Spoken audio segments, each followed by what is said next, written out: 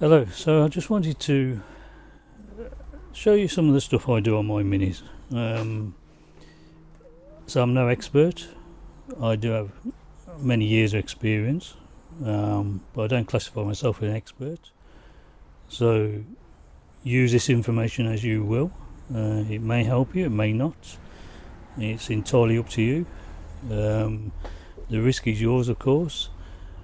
And yeah, make sure if you're doing stuff, if you don't see me doing it, follow safety guidelines using gloves, face masks, safety goggles, whatever. That's entirely your responsibility to ensure that you do. So I thought I'd start off today that on my Mini 30, which you can just see here in the tent that I'm in.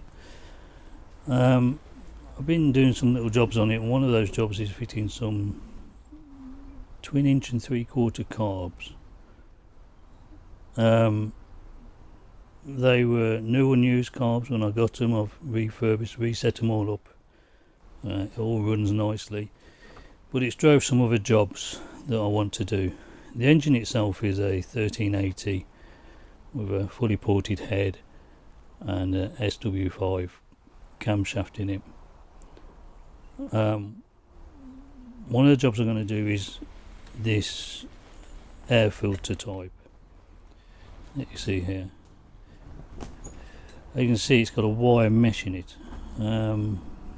Yeah, it may have been, it probably still is workable and usable. I'm just not keen on it, so I'm going to change that for a foam filter, which I got off good old Amazon. I think that's just a ram air filter. The only problem is I couldn't find a size which had a big enough diameter to be able to go around the whole thing, so I'm going to have to slice and dice to get that to fit. I think it'll do the job until I come across something better. One of the problems was, of course, is there's nothing in here to hold the filter against this wire.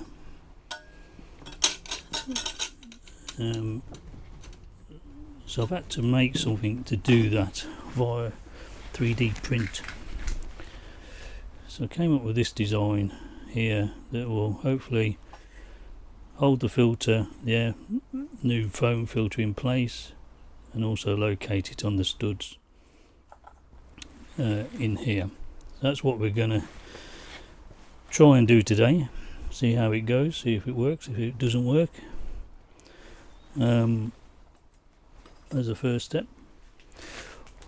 Other jobs that are coming along is when I fitted the carburetors, I had a HIF 44 on here which had the cooling going through the manifold, or the heating it should be.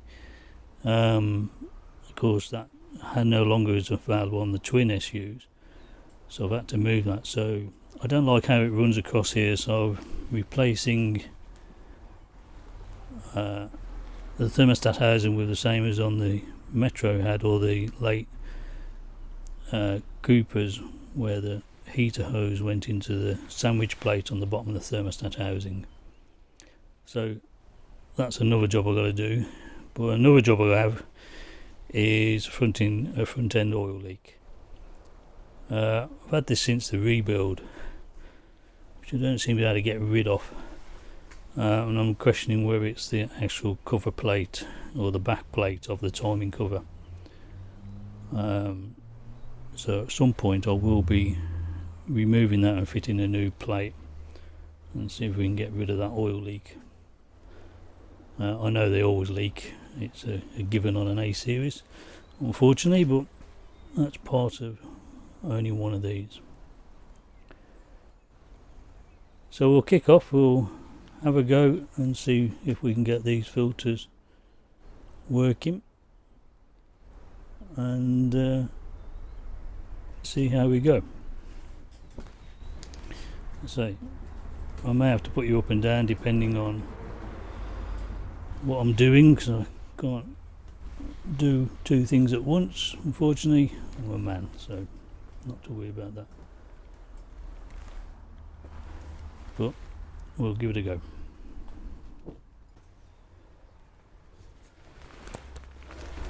So, first thing I need to do is cut this filter to size and then add an extra bit onto it.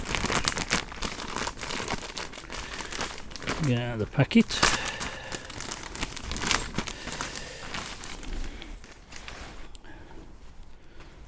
That's got it in there. So it's like a double layer filter, if you can see that. A fine and a coarse. I plan to put the fine so the coarse is the first collection point with the fine, then on the back. As you can see, if I wrap it around, it's not long enough, and I couldn't find any longer than this. Sure there may be, but I'll have to dig some more. So we know this height here is 40mm. I'm going to give it a bit of squish, so I'll probably cut this to 50. I need two strips because of two carburetors, and then add the extra length on. So I'm just going to cut this roughly to 50. Put a new blade in.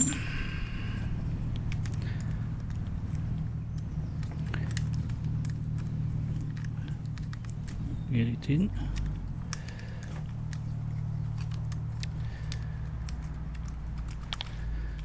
Remember, you may want to wear your safety gloves. Got a bit of stick as a guide. I have 50mm set on here, so it doesn't have to be perfect because it's going to be squished anyway. So see, that's 50. That's 50.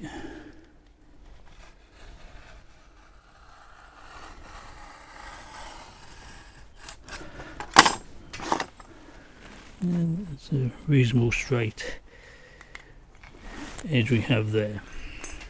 I'm going to do that again for the second one.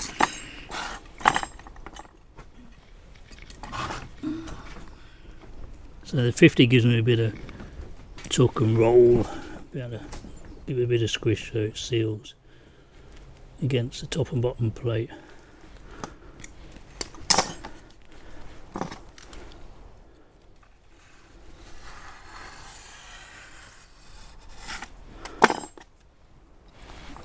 Okay,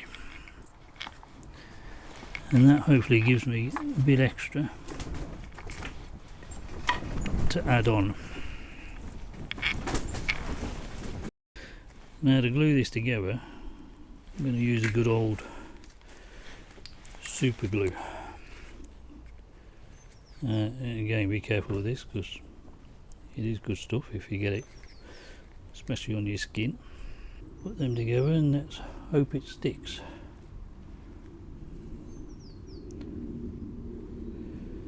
Now I am outside in a tent, so the ambient temperature, it is end of December, so super glue may not like temperature out here, so we'll give it a go.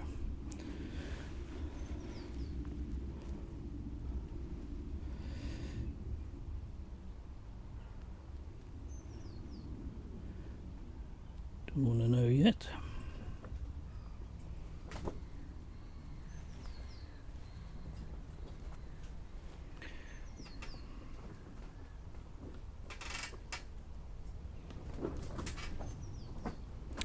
If not, I may have to take it inside where it's a bit warmer and do it in the house.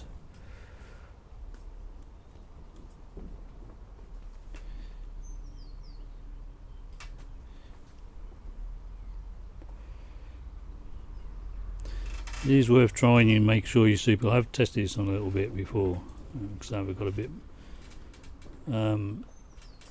whatever glue you use, just test it on piece, because some may melt it, some may not work.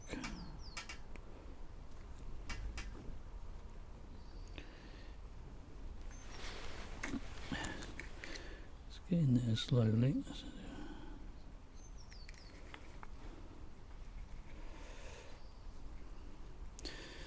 Now, if you're using this as a daily road car, then yeah, you'd probably want some better filtration as a daily runner, as this only ever really goes out on sunny days, dry days, and just to car shows.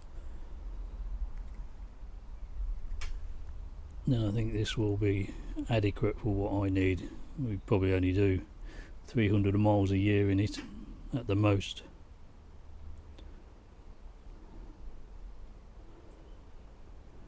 So yeah, if you're looking to clock a lot more mileage, then you may wish to look at a different solution.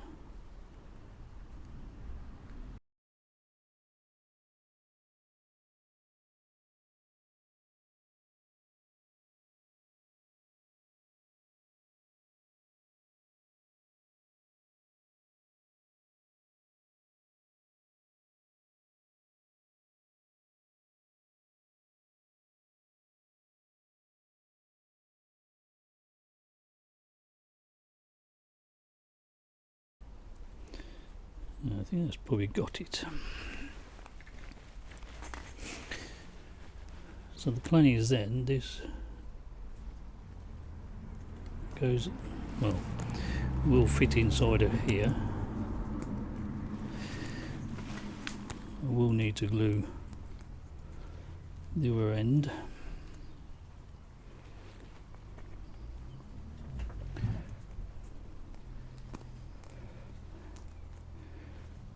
That gives a nice snug fit.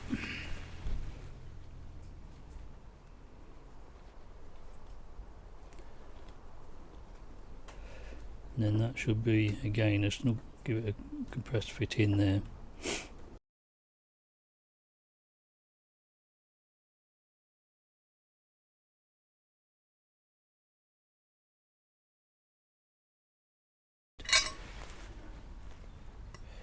Should locate it all centrally. And the reason I wanted to keep these filters, I know yes I could have quite easily gone and brought, I'll put the joint at the bottom, some new K&Ns and fitted those. But I quite like the retro, the old style look of these. And I think they fitted the look of the engine better. So that's that one.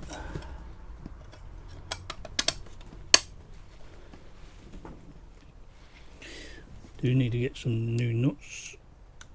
These aren't the best, so when I go to one of the shows, that will be a on the to buy list.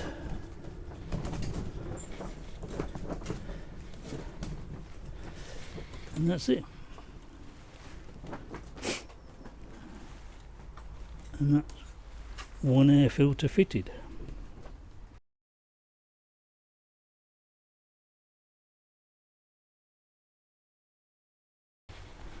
We'll have to see how well they work.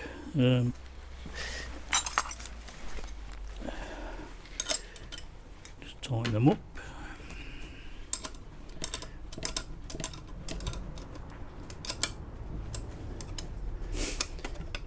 And again, the 3D printed piece is also long enough so it's all squished together, so it should be nicely held in place. So that's one. So I did try this on this one just to see if it would work.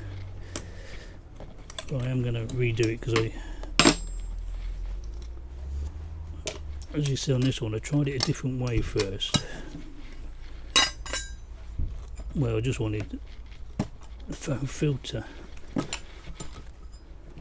but I left the metal in there, but as you can see it's not great, so I'll chuck that in the bin.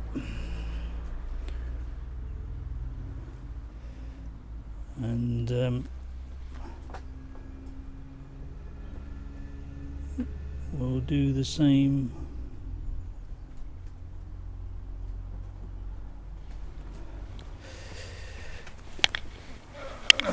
for this one.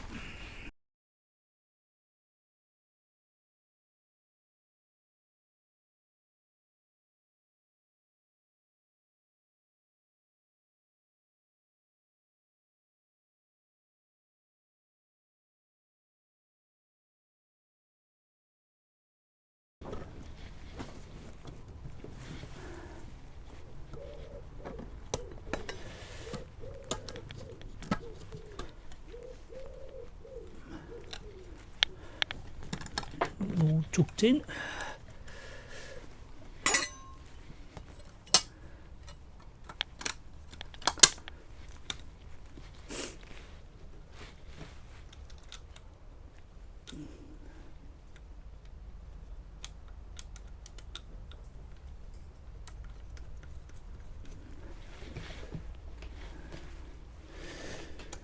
Put the nuts back on.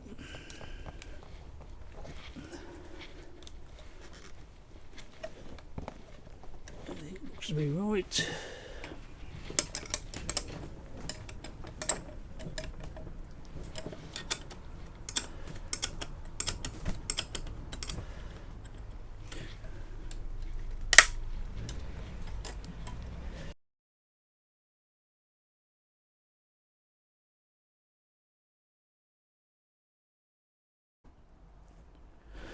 So now I've done the filters, the next job to do is LED bulbs in the indicators. I have put them in already in the rear, in the brake lights, reverse lights.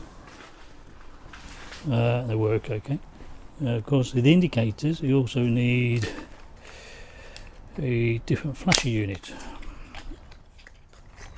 due to the wattage difference. So I have here, just off Amazon, about £5 a piece. Different flasher unit to try. I can show the effect.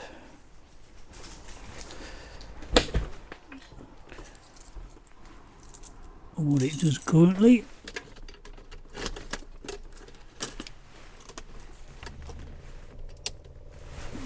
You can see they're pretty fast. So we're going to change those and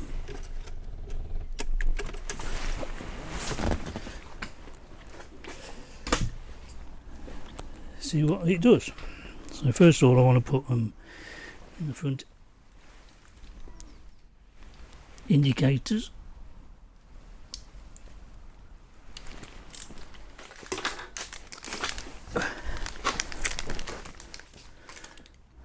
So on the older minis you have to take the lens off. On the likes of the MPI minis, the fuel injected ones, you can actually get to the bulb from the rear. Personally I think it's still easy to take the lens off the front if you have a screwdriver.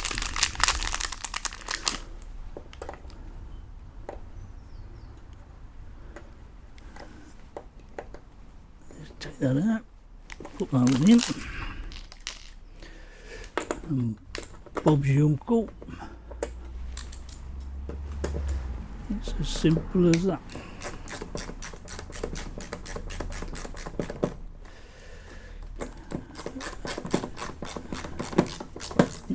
Now on the MPI as well, you have to be careful. On 80, this is an 89. On the 90 I don't know what, on the electronic injection engines. This is a 2-pin flasher unit. They went to a 3-pin.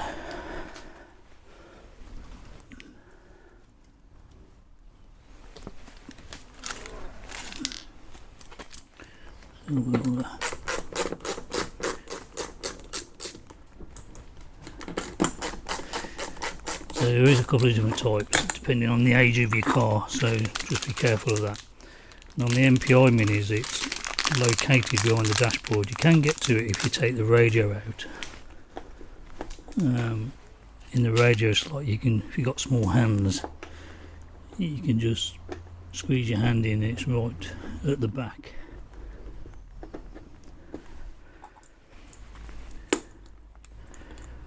A bit more awkward than these. It is achievable, but they do give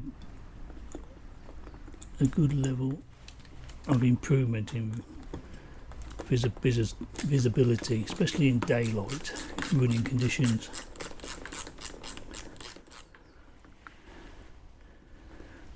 Okay, the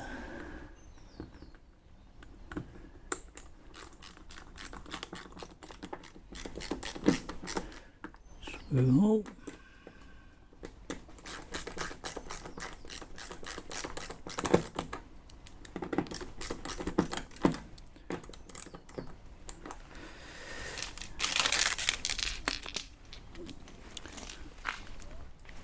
And that's them changed. I say, on the non-injected carburetor versions, the flasher unit is located up under the dashboard on the right side. Unfortunately the light's not the best in here, sorry. But that's the old one.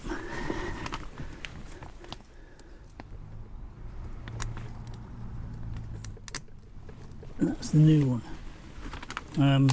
Don't worry which way round your connections go. Try it. If it doesn't work and stays on like that, then you got them on the wrong connection. So just simply disconnect and swap them over.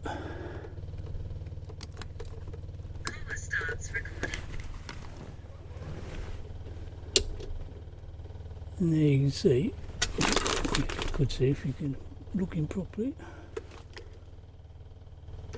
you should be able to see it flashing at a normal speed, although we seem to have a so the side's okay, but the front's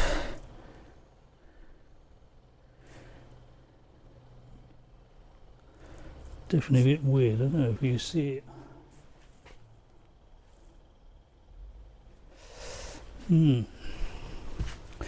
See, this is all about learning.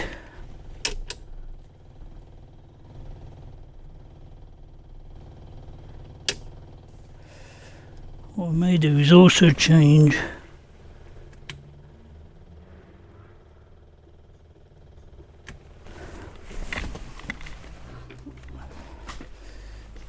the hazard light one.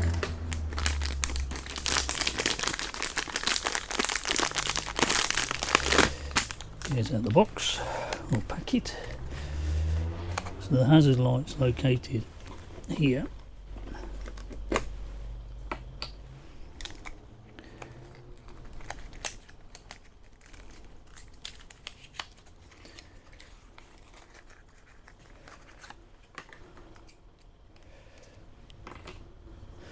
There is an adjustment on the centre of these, so we'll see what that does in a moment. So that's the hazard one in. See if that's any different.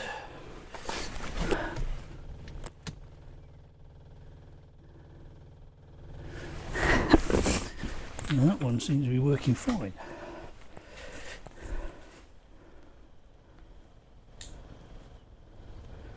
As you see, the brightness of them is significantly better.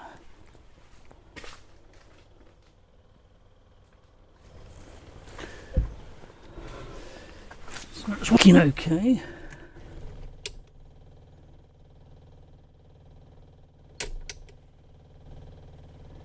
Just on the indicator itself. Now we also, when we're outside in the winter, we also use these condensation bags inside. And you see, they do collect quite a bit. So just to try and keep the damp out to the car. The noise you can hear is a pump, electric pump in the back. It's just my interior with my AFR and gauge as well. Plan to do some changes to the centre console at some point.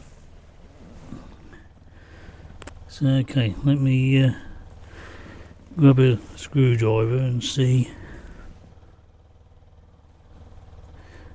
why this flasher unit is working 10 to the dozen. I'll turn it down and see what happens. Just give me 1 sec. I'll go and get me a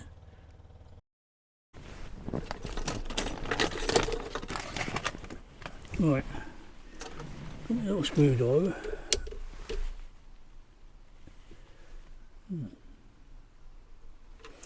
Interesting.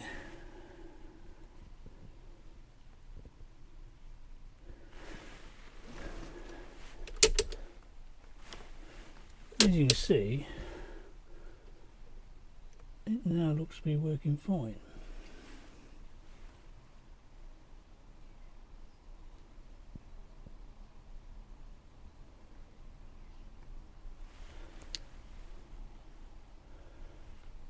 The reason for that is a bit of a mystery.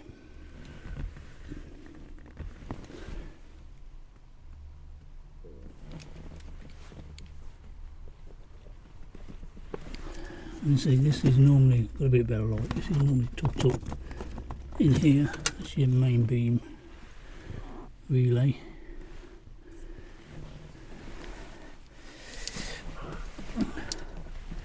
So the cause looks to be from, this is the wires to my fuel pump and a couple of other things. If I connect the fuel pump up, then we seem to get the problem.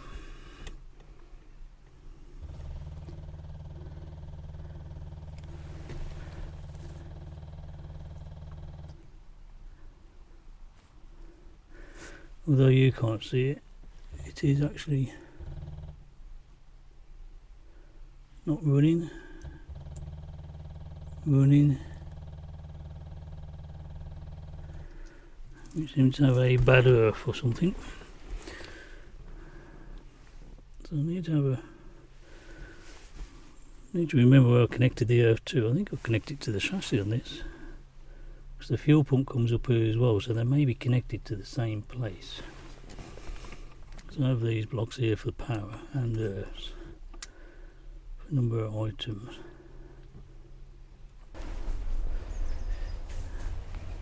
And I'm pretty certain I run my earth wire down to this earth point here. And there's only one there.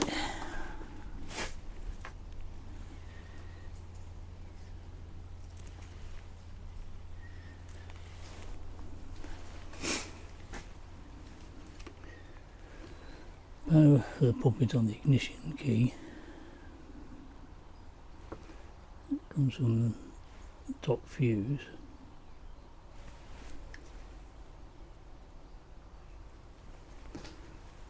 You see it's piped into the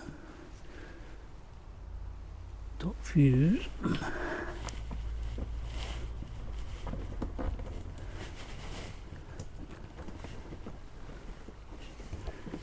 And the earth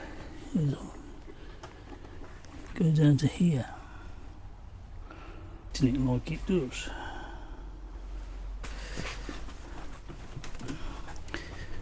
take the water bottle out.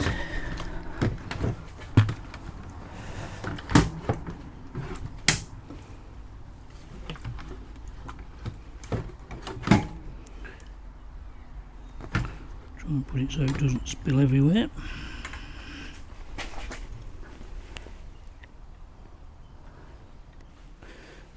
Size is 7/16, so just going to grab a socket. So, got me socket and extension lead.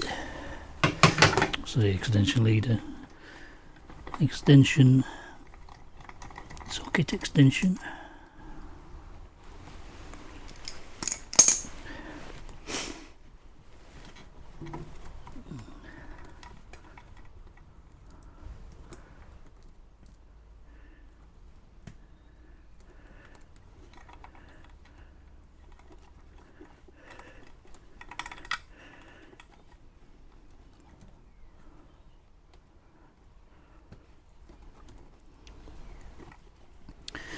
We'll reconnect these earths, just disconnect the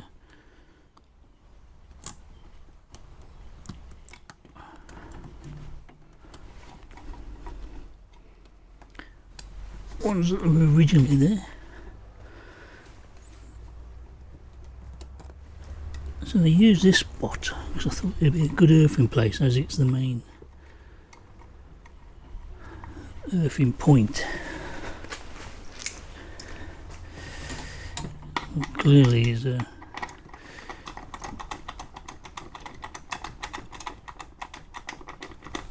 fuel pump's giving a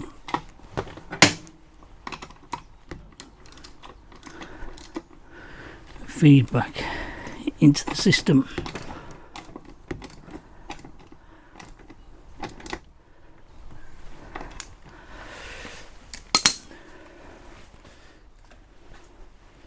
Okay.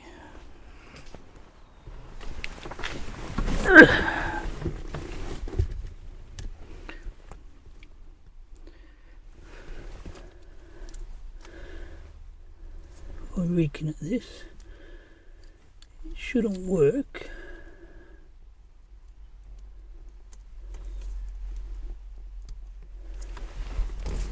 So that definitely confirms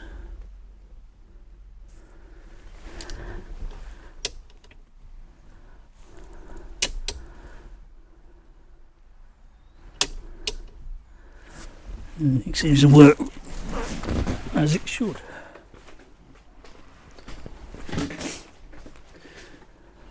So I'll just take this. And you see, as soon as I connect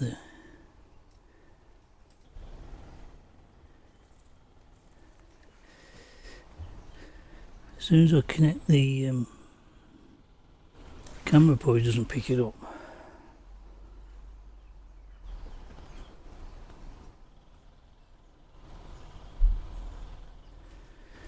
It makes it strobe.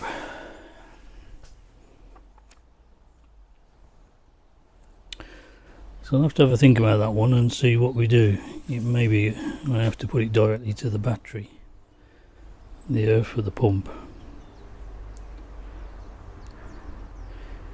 Clearly it's not just if I earth it anywhere different on the body where it's earthing to, because when I earth it to the brake, then I get the problem.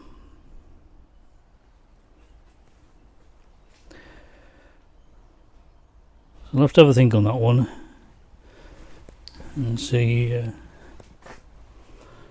what the options are.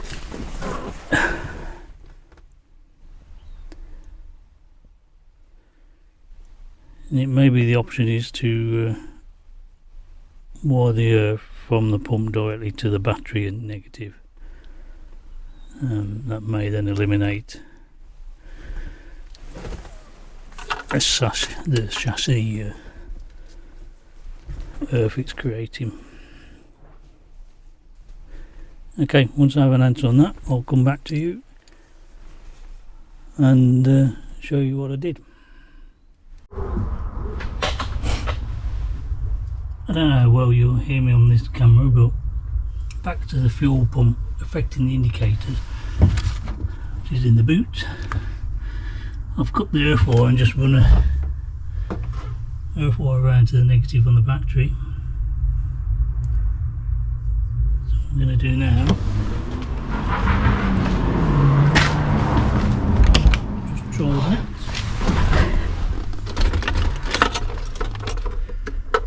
Get the pump running.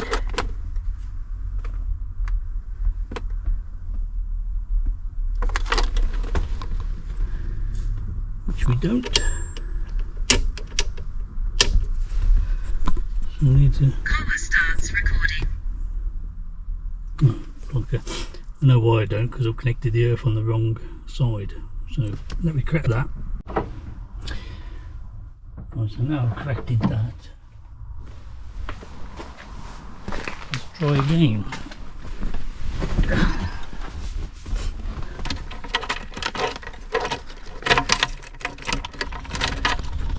Pump's running. It still gives issue with the indicators. Power starts recording. So I wonder if it's the power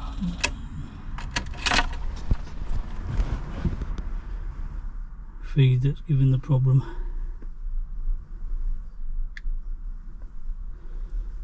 I wonder if it's because I'm picking the power up from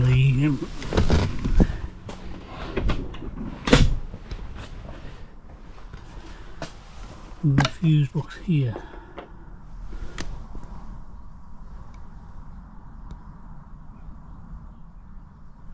I'll get a multimeter and test it. Let's just try one of these other connectors first.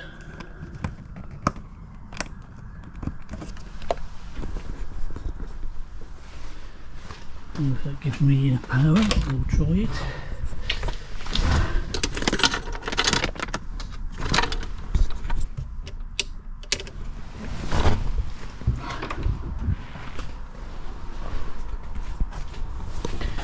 What I may have to do is turn the relay. So that has power. Give us any problem? No. That works fine. That means it's not switched power. So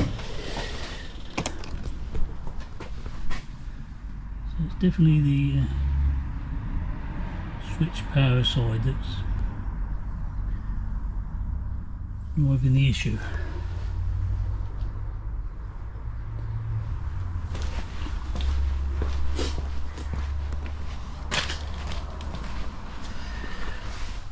So I can put this back to how it was and then figure out what I'm going to do about the power.